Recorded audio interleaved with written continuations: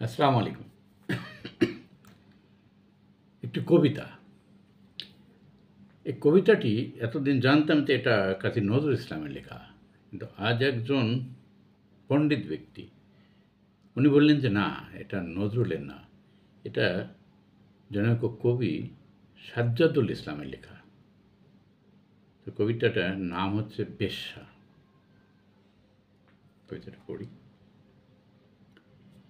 সাধুর নগরে বেশ্যা মরেছে, পাপের হয়েছে শেষ, বেশ্যার লাশ হবে না দাফন, এইটা সাধুর দেশ।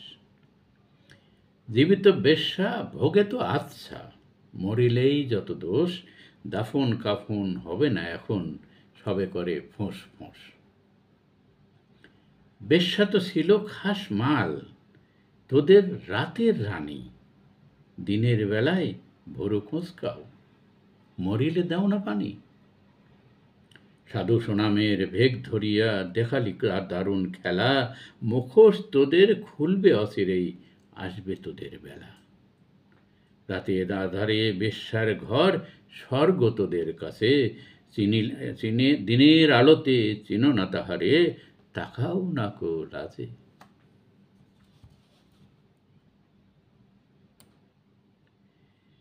চিনি চিনি ভাই, সব সাদরেই হরেক রকম সাজ, সুযোগ পেলেই দর বেশি ছেড়ে দেখাও উদম নাচ।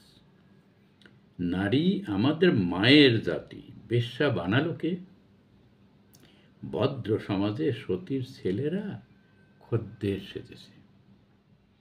গরিবের বউ সস্তা জিনিস, সবাই ডাকো ভাবি, সুযোগ পেলেই প্রস্তাব দাও, আদিম পাপের দাবি। স্বামী যখন মরল ভাবির, দুধের শিশু কোলে, ভদ্র দেবর সুযোগ খোঁজে সহানুভূতির ছলে। দিনের মতো দিন চলে যায়, হয় না তাতে দোষ, মরা লাশের সুযোগ পেয়ে মোল্লার যত রোষ। মোল্লা সাহেব নায়েবে রাসূল, ফতুয়া ছাড়িয়া কয়, পতিতা নারীর জানাজা কবর এই এলাকায় নয়। শুধাই আমি ওরে মোল্লা, জানাজায় যত দোষ, বেশ্যার দান নিয়ে আসো ঝুলিতে, তুমি বেটা নির্দোষ। বেশ্যার তবু আছে পাপবোধ, নিজেকে সেভাবে দোষী। তোমরা তো বেটা দিন বেঁচে খাও, হয়েছ ক্ষুধার খাসি। আল্লাহর ঘর মসজিদে আছে বেশ্যার কত দান, কালেমা পড়েছে সেও তো তবে নামে তো মুসলমান।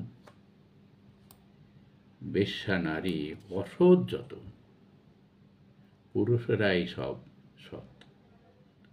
জানি মোল্লা খুলবে না মুখ, চাকরি দেওয়ার পথ।